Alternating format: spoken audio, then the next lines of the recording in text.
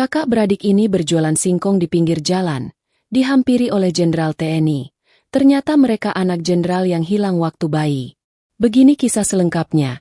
Tapi sebelum kita lanjut ke ceritanya, alangkah baiknya subscribe dulu channel ini, nyalakan lonceng notifikasinya, agar saya semangat untuk menghadirkan cerita yang lebih menarik lagi, dan jangan lupa absen di bawah. Kalian dari kota mana saja? Di sudut perkotaan yang bising, dua anak muda bernama Arka dan adiknya, Maya, berjuang menyambung hidup dengan menggelar lapak kayu sederhana.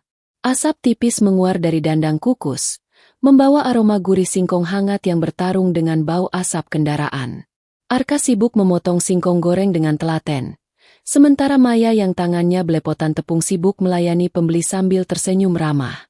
Tubuh mereka nampak letih setelah berdiri sejak fajar, namun tak sedikit pun raut keputusasaan terlihat dari wajah yang berdebu itu. Maya memoles keningnya yang berkeringat dengan punggung tangan, menyisakan jejak tepung putih di pipinya. "Satu porsi lagi ya, Mbak," ucap seorang pelanggan yang membuat Maya semakin cekatan membungkus pesanan. Arka memandangi adiknya dengan tatapan penuh rasa iba dan bersalah. Dalam benak Arka, seharusnya Maya menikmati masa mudanya di bangku sekolah atau bersenda gurau bersama teman sebayanya, bukan malah berpanas-panasan membantu menopang kebutuhan harian mereka. Hidup dalam garis kemiskinan memang telah menempa mereka sejak kecil tanpa belas kasihan. Mereka tumbuh tanpa pernah merasakan kehangatan pelukan orang tua yang utuh, hanya berbekal ingatan samar tentang panti asuhan tempat mereka dibesarkan. Suara klakson mobil mewah yang memekakan telinga mendadak memecahkan ketenangan sore yang berdebu itu. Sebuah mobil dinas berplat militer hitam mengkilap berhenti persis di depan lapak mereka, memancing perhatian para pengguna jalan yang melintas. Pintu mobil terbuka, dan sesosok pria berbadan tegap dengan seragam lengkap berpangkat Jenderal TNI melangkah keluar. Langkah kakinya begitu mantap, menembus keriuhan pasar kaget dengan sorot mata tegas namun tersimpan kedukaan yang sangat dalam. Jenderal Perkasa memandang kedua anak itu tanpa berkedip. Dadanya mendadak bergemuruh hebat saat matanya tertuju pada sebuah kalung berliontin perak kusam yang melingkar di leher Maya. Kalung itu bergerak perlahan seiring napas Maya yang tersengal karena terkejut. Jenderal Perkasa melangkah mendekat, mengabaikan tatapan heran orang-orang sekitar yang memerhatikan seragam kebesarannya. Sorot matanya yang biasanya tajam dan berwibawa kini melunak, digantikan oleh kebingungan serta getaran emosi yang sulit ia sembunyikan. Maya spontan mundur satu langkah, memegang erat lengan Arka karena merasa terintimidasi oleh kehadiran prajurit berpangkat tinggi tersebut. Arka dengan sigap pasang badan, meletakkan pisau pemotong singkong dan menyilangkan tangan di depan adiknya untuk memberikan perlindungan. "Ada yang bisa kami bantu, Pak?" tanya Arka dengan suara yang diusahakan tetap tenang meski jantungnya berdegup kencang. Sang jenderal tidak langsung menjawab. Pandangannya masih terkunci pada liontin perak berbentuk ukiran matahari kusam di leher Maya. Liontin itu adalah satu-satunya peninggalan langka dari mendiang istrinya yang lenyap 12 tahun lalu bersamaan dengan peristiwa tragis penculikan bayi kembar mereka di rumah sakit militer. Jenderal Perkasa menghembuskan napas berat, mencoba menguasai suaranya yang bergetar. "Anak manis, bolehkah saya melihat kalung yang kamu pakai itu lebih dekat?" tanyanya lembut, sebuah nada bicaranya yang sangat kontras dengan perawakannya yang garang. Maya saling bertatap mata dengan Arka, ragu-ragu untuk melangkah maju. Kalung itu adalah satu-satunya benda berharga yang mereka miliki sejak keluar dari panti asuhan. Simbol ikatan yang selalu mengingatkan bahwa mereka tidak benar-benar sendirian di dunia ini. Arka mengangguk pelan, memberikan isyarat aman kepada adiknya. Dengan tangan gemetar, Maya menyentuh liontin tersebut dan memperlihatkannya kepada Jenderal Perkasa. Saat jemari berurat sang jenderal menyentuh permukaan logam dingin itu, terlihat ukiran inisial kecil di bagian belakang yang mempertegas kenyataan pahit sekaligus manis yang selama belasan tahun ini tersembunyi. Air mata menetes di pipi sang jenderal tanpa bisa dibendung lagi. Suara bising klakson dan deru mesin kendaraan di sekitar mereka seolah melenyap, tergantikan oleh kesunyian yang mencekat. Arka dan Maya membeku saat menyaksikan seorang perwira tinggi militer meneteskan air mata di depan lapak singkong goreng milik mereka. Jenderal Perkasa memegang liontin itu dengan ibu jarinya yang bergetar, meraba ukiran inisial PNDR di bagian belakang logam kusam tersebut. Ukiran itu adalah bukti tak terbantahkan, inisial namanya dan nama almarhumah istrinya, Rahma. Dari mana kamu mendapatkan kalung ini, nak? Tanya Jenderal Perkasa dengan suara parau yang menahan ledakan emosi di dadanya. Maya menelan ludah. Lidahnya terasa keluh sebelum akhirnya menjawab pelan. Ini kalung saya sejak bayi, Pak. Ibu pengasuh di panti asuhan bilang kalung ini sudah melingkar di leher saya waktu kami ditemukan. Arka menyela dengan nada protektif. Ada apa ya, Pak? Kalung itu bukan barang curian. Kami tidak pernah berbuat jahat. Sang jenderal menatap Arka lekat-lekat, lalu beralih memandang wajah Maya bergantian. Struktur tulang pipi, bentuk mata, hingga tahi lalat kecil di sudut alis Arka adalah cerminan sempurna dari wajahnya saat masih muda, sementara senyum hangat Maya begitu mirip dengan mendiang istrinya. Ingatan sang jenderal langsung melayang pada malam kelam belasan tahun lalu, ketika musuh politik dan jaringan sindikat kejahatan menyusup ke rumah sakit militer tempat istrinya melahirkan, menculik bayi kembar mereka untuk menghancurkan mentalnya sebagai komandan operasi. Sejak hari itu, pencarian tanpa henti dilakukan, namun hasilnya nihil hingga sang istri wafat dalam duka yang mendalam. Jenderal Perkasa menarik napas panjang, berusaha menenangkan badai emosi di jiwanya. Saya bukan ingin menuduh kalian, ujar sang jenderal sambil melepaskan genggamannya pada liontin itu perlahan. Saya hanya mencari anak-anak saya yang hilang belasan tahun lalu. Rasa curiga yang muncul akibat trauma masa lalu adalah hal yang wajar. Namun jangan biarkan kewaspadaan menutup pintu rasa percaya. Mendengarkan dengan hati terbuka dapat membantu mengungkap kebenaran yang selama ini terselubung oleh kesalahpahaman. Pernyataan Jenderal Perkasa membuat suasana di sekitar lapak singkong seketika berubah tegang dan dipenuhi rasa tak percaya. Arka mengernyitkan dahi, tertawa kecil yang terdengar getir karena menganggap ucapan pria berseragam lengkap itu hanyalah lelucon atau kekeliruan belaka. Bagi Arka, kehidupan mereka yang serba kekurangan sejak kecil terasa sangat jauh dari latar belakang keluarga seorang petinggi militer yang terpandang. Namun, raut wajah sang jenderal yang begitu membatu serta ketulusan dari genangan air mata di pelupuk matanya membuat Arka tak mampu melanjutkan bantahannya. Jenderal Perkasa kemudian merogoh saku baju dinasnya dengan jemari yang masih bergetar hebat, mengeluarkan sebuah dompet kulit tua yang tampak dirawat dengan sangat hati-hati. Ia membuka dompet tersebut dan memperlihatkan sebuah foto usang berukuran kecil yang sudah agak memudar di bagian sudutnya. Foto itu menampilkan sosok Jenderal Perkasa sewaktu muda bersama seorang wanita berparas anggun yang tersenyum manis memegang dua bayi kembar dalam dekapan kain bedong. Di leher wanita dalam foto tersebut, melingkar liontin perak dengan bentuk matahari yang persis sama seperti yang dipakai Maya saat ini. Maya menutupi mulutnya dengan kedua tangan, tak sanggup menahan guncangan emosi yang mendadak menghantam dadanya. Arka pun melangkah maju, memandangi foto tua itu dengan mata yang mulai berkaca-kaca saat menyadari betapa miripnya wajah sang wanita dengan adiknya. Jenderal Perkasa menarik napas panjang, menatap kedua anak muda di depannya dengan pandangan yang melunak penuh kerinduan. Nama istri saya Rahma, dan 12 tahun lalu, kalian berdua diculik dari ruang perawatan bayi sebelum kami sempat memberikan nama lengkap. Bisik Jenderal Perkasa dengan nada parau yang menyimpan rasa penyesalan mendalam selama belasan tahun hidupnya. Keraguan yang tadinya membentengi pikiran Arka perlahan runtuh, berganti dengan pusaran rasa kebingungan serta kemarahan yang membumbung tinggi.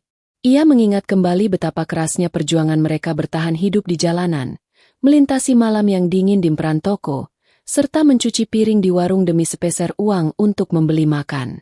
Arka merasa sesak membayangkan mengapa jika mereka memang anak seorang pejabat militer yang berkuasa, mereka harus menderita sedemikian rupa selama bertahun-tahun tanpa ada yang menolong. Maya yang lebih perasa mengusap air matanya, melangkah mendekati Arka lalu memegang lengan kakaknya dengan erat untuk menenangkan gejolak emosi Arka. Jenderal Perkasa yang menangkap kilat kemarahan di mata Arka hanya bisa menundukkan kepala, menerima setiap prasangka buruk itu sebagai konsekuensi atas kelalaian masa lalunya. Sang jenderal menjelaskan bahwa peristiwa penculikan itu merupakan aksi balas dendam dari kelompok sindikat kriminal yang pernah ia hancurkan dalam sebuah tugas operasi militer skala besar. Selama belasan tahun, markas besar militer dan seluruh jaringan intelijen telah digerakkan untuk melacak keberadaan bayi kembar tersebut ke berbagai daerah. Namun pelaku membuang kalian ke panti asuhan pelosok dengan menghapus seluruh identitas. Istri saya meninggal beberapa tahun lalu dalam kondisi sakit sakaratul ajal karena memendam kerinduan dan rasa bersalah yang tak pernah padam. Suasana kembali hening, meninggalkan deru angin sore yang meniup tipis spanduk lusuh lapak singkong goreng mereka. Arka mengepalkan tangannya rapat-rapat, mencoba mencerna kebenaran pahit bahwa penderitaan hidup mereka selama ini ternyata berakar dari konspirasi kelam masa lalu yang tak pernah mereka ketahui sama sekali. Jenderal Perkasa memohon agar Arka dan Maya bersedia ikut bersamanya ke markas militer dan rumah kediamannya untuk menjalani tes DNA demi memastikan kebenaran secara medis. Meskipun Arka masih menyimpan rasa kepahitan dan keraguan di dalam dadanya, Maya memegang jemari kakaknya sambil memohon agar mereka memberikan kesempatan untuk membuka tabir misteri asal-usul kehidupan mereka selama ini. Arka akhirnya mengangguk pelan, menyetujui ajakan tersebut demi menuntaskan rasa penasaran adiknya yang telah lama merindukan kepastian tentang keluarga kandung mereka. Mereka segera membereskan sisa dagangan singkong goreng dan merapikan lapak kayu sederhana itu, memasukkannya ke sudut pelataran toko yang terlindung dengan rapi. Jenderal Perkasa sendiri yang membukakan pintu mobil dinasnya untuk kedua anak tersebut. Sebuah sikap hormat yang membuat beberapa warga dan pedagang sekitar terpana heran. Di dalam mobil yang ber-AC dingin dan beraroma harum, Arka dan Maya duduk dengan canggung, memegangi pakaian mereka yang agak kusam agar tidak mengotori jok kulit yang bersih. Jenderal Perkasa memandang mereka melalui kaca spion dalam. Matanya memancarkan rasa hangat yang sudah lama padam dalam hidupnya semenjak kepergian sang istri belasan tahun silam. Mobil meluncur membelah kemacetan kota menuju sebuah rumah dinas besar bermaterial kayu jati tua yang dikelilingi taman hijau nan asri serta rindang. Begitu melangkah masuk ke dalam rumah yang megah namun terasa sepi itu, Maya dan Arka disambut oleh bingkai-bingkai foto besar yang terpajang rapi di dinding ruang tamu utama. Di sana, wajah wanita berparas hangat yang ada di foto kecil tadi tampak tersenyum lebar seolah-olah menyambut kedatangan kembali kedua buah hatinya yang telah lama hilang dari dekapan rumah tersebut. Keberanian untuk melangkah ke lingkungan baru adalah kunci untuk menemukan kepastian. Rasa canggung dan tidak nyaman di awal perubahan adalah proses alami menuju pemulihan kehidupan yang lebih baik. Proses pengambilan sampel darah untuk pemeriksaan DNA dilakukan malam itu juga oleh tim medis militer terpercaya di bawah pengawasan langsung perwira senior. Selama menunggu hasil laboratorium keluar dalam beberapa hari, Jenderal Perkasa meminta Arka dan Maya untuk tinggal di rumah kediamannya agar mereka mendapatkan perawatan dan istirahat yang layak. Namun, terbiasa hidup mandiri dan keras di jalanan membuat Arka merasa serba salah serta terkekang dengan segala kemewahan dan fasilitas yang tiba-tiba tersedia di depannya. Arka kerap menolak saat pelayan rumah menyajikan makanan mewah, dan ia justru memilih membantu merapikan kebun atau membersihkan halaman belakang rumah di pagi hari. Maya pun merasa canggung saat diberi pakaian baru yang bersih dan bagus, meski di dalam hatinya ia merasakan kehangatan yang tak pernah ia dapatkan selama tinggal di panti asuhan. Jenderal Perkasa memperhatikan gerak-gerik kedua anaknya dengan rasa haru sekaligus prihatin, menyadari betapa dalam kemandirian yang telah terbentuk dari pahitnya jalanan. Di malam hari, sang jenderal sering duduk sendirian di ruang kerja sambil menatap foto almarhumah istrinya, berbisik pelan bahwa pencarian panjang mereka tampaknya akan segera menemui titik terang. Namun di balik kebahagiaan yang mulai terpancar, bahaya laten rupanya masih mengintai dari kegelapan masa lalu yang belum sepenuhnya tuntas. Mantan anggota sindikat kejahatan yang dahulu menculik bayi kembar tersebut ternyata masih memantau pergerakan Jenderal Perkasa melalui jaringan mata-mata liar di perkotaan. Mereka menyadari bahwa sang jenderal telah menemukan kembali anak kembarnya dan mulai menyusun rencana licik untuk menggagalkan rekonsiliasi keluarga ini sebelum rahasia kelam kejahatan masa lalu mereka terbongkar ke publik. Beberapa hari kemudian, dokter kepresidenan dan tim medis militer membawa amplop tertutup berisi hasil tes keturunan resmi ke ruang kerja Jenderal Perkasa. Dengan tangan yang bergetar hebat dan napas tertahan, sang jenderal membuka segel amplop tersebut di hadapan Arka dan Maya yang duduk berdampingan di sofa kayu jati. Lembar kertas putih itu menunjukkan tingkat kecocokan DNA sebesar 99,9%, yang mengonfirmasi secara sah bahwa Arka dan Maya adalah anak kandung Jenderal Perkasa. Air mata kebahagiaan tak membendung lagi meluncur deras di pipi perwira tinggi berbadan tegap itu saat ia berdiri dan langsung memeluk kedua anaknya dengan sangat erat. Maya menangis sesenggukan dalam pelukan hangat seorang ayah yang selama belasan tahun ini hanya ada dalam impian samar masa kecilnya. Arka yang semula berusaha keras menahan tembok ketegarannya akhirnya luluh, membalas pelukan sang ayah sambil meneteskan air mata haru yang meleburkan seluruh rasa benci dan kesedihan masa lalu. Momen emosional itu terasa begitu suci dan sakral, seolah mengobati semua luka kerinduan dan penderitaan panjang yang telah melilit kehidupan mereka bertiga selama belasan tahun di jalanan. Namun, kebahagiaan keluarga ini mendadak terganggu ketika suara ledakan kecil dan jeritan penjaga gerbang depan terdengar menggelegar menembus sunyinya malam. Jenderal Perkasa secara naluriah langsung mendorong Arka dan Maya ke belakang tubuhnya, mengambil posisi siaga penuh untuk membela keselamatan anak-anaknya dari potensi bahaya yang mengancam. Asap tebal membumbung dari arah halaman depan ketika beberapa orang tak dikenal berpenutup wajah mencoba menerobos masuk melalui pagar barikade rumah kediaman. Jenderal Perkasa dengan sigap memerintahkan beberapa prajurit pengawal untuk mengamankan area luar dan memutus jalur pergerakan para penyusup nekat tersebut. Arka yang memiliki keberanian alamiah dari pengalaman keras di jalanan refleks mengambil tongkat kayu dekat pintu untuk berdiri bersiap membantu ayahnya bertarung di baris depan. Jenderal Perkasa menatap Arka dengan rasa bangga sekaligus cemas. Memegang bahu putranya lalu menyuruh Arka tetap berada di dalam untuk melindungi Maya. Tugas utamamu adalah menjaga adikmu. Biarkan ayah yang menyelesaikan urusan masa lalu ini. Tegas Jenderal Perkasa dengan sorot mata penuh kepemimpinan seorang komandan perang berpengalaman. Sang jenderal melangkah keluar rumah dengan ketegasan luar biasa.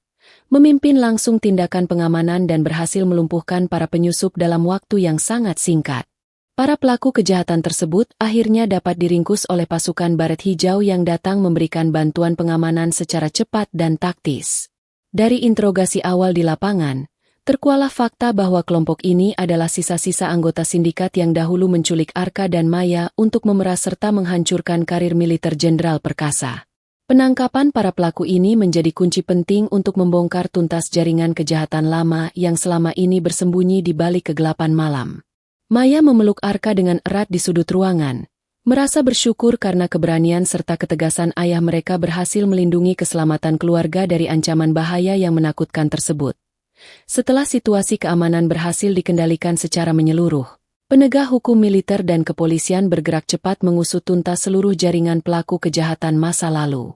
Jenderal Perkasa menggelar konferensi pers resmi di markas besar untuk membersihkan nama baik keluarganya sekaligus mengumumkan penemuan kembali kedua anak kembarnya yang telah hilang.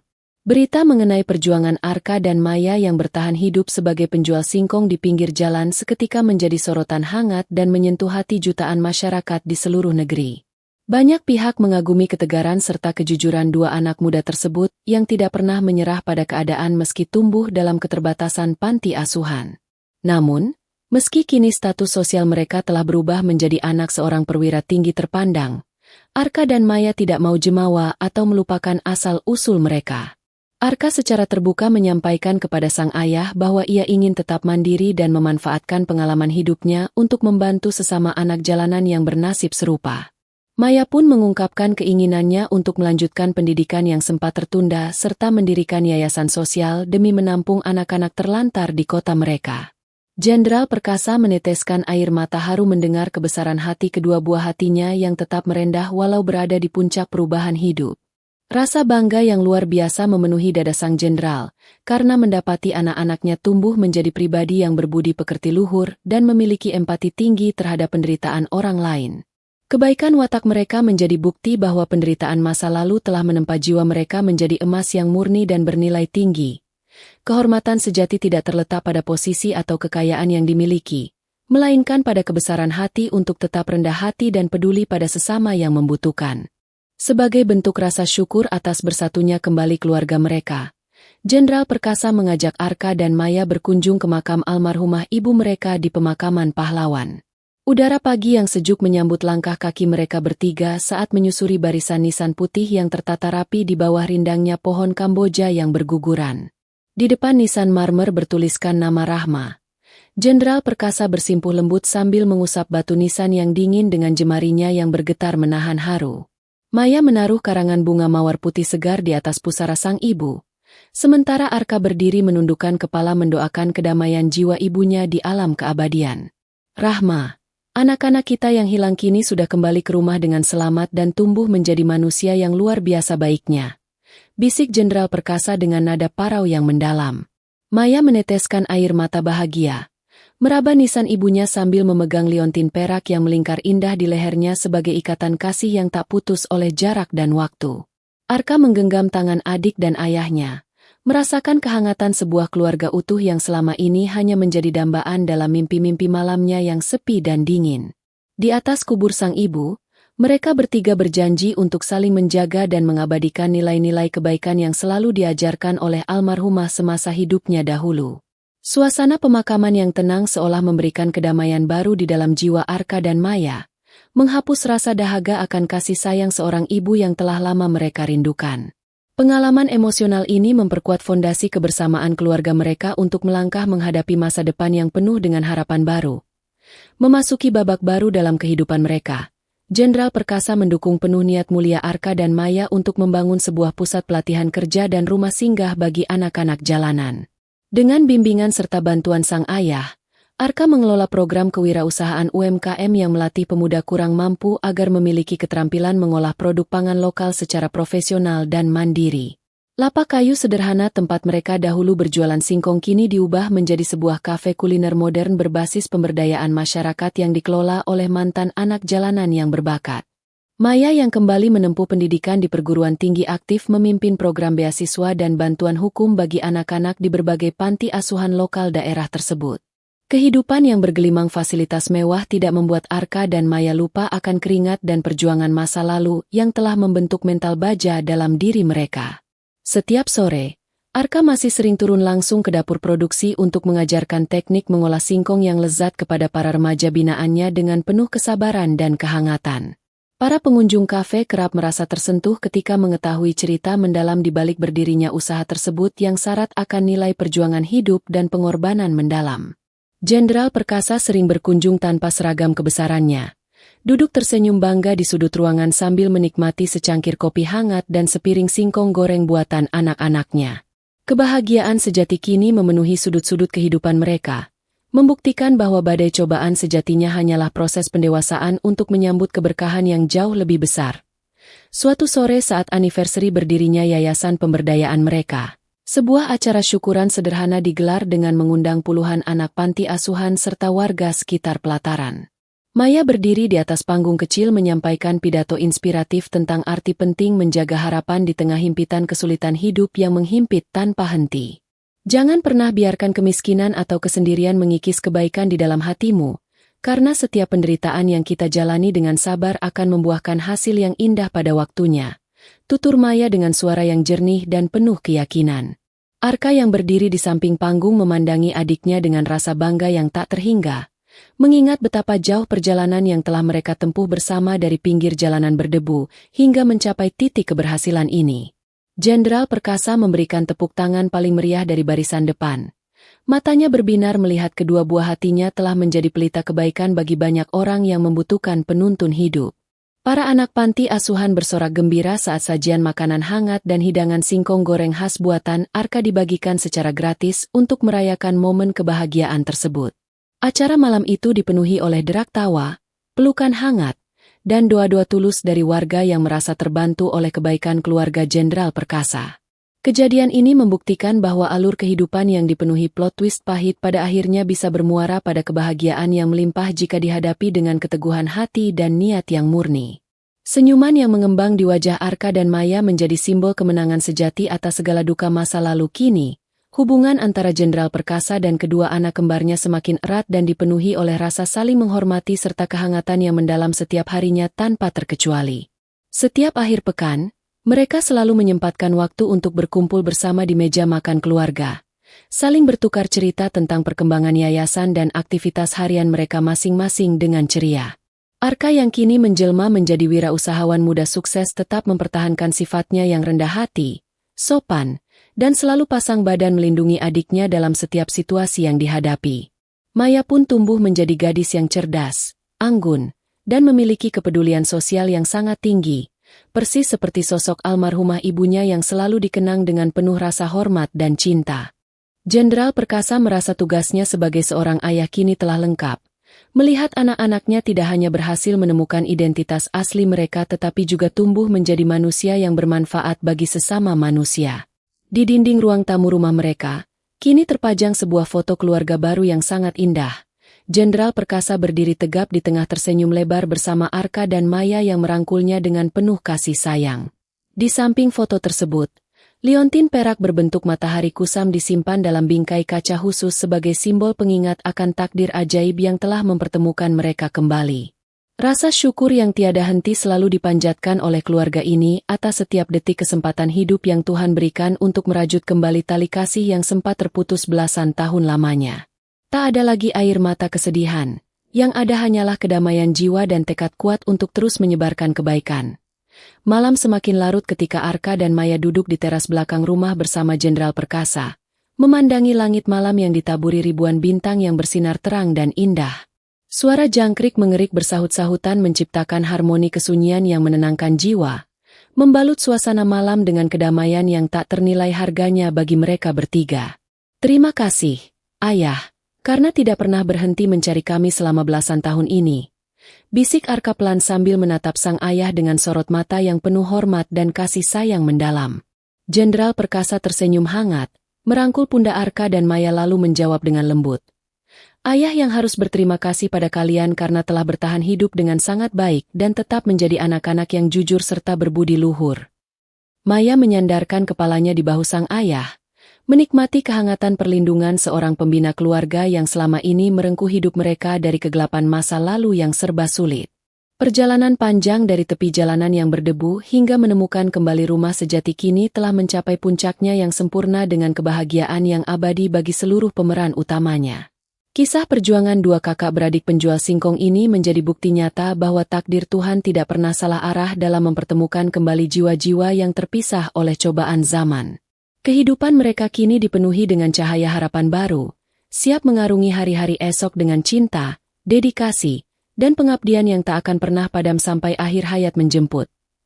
Ujian hidup yang paling berat sekalipun tidak akan mampu merusak takdir baik yang telah disiapkan Tuhan bagi hambanya yang bersabar dan bertakwa.